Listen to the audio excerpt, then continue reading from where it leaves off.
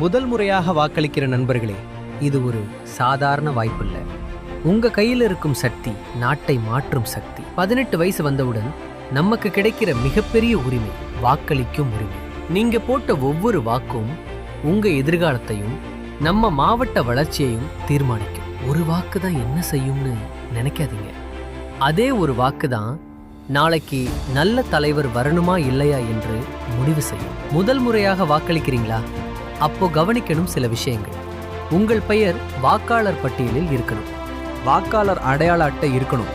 அப்படி இல்லைனா election commission சொன்ன 12 அடையாள அட்டைகளில் ஒன்று இருக்க வேண்டும். வாக்குச்சாவடிக்கு நேரத்துக்கு போங்க.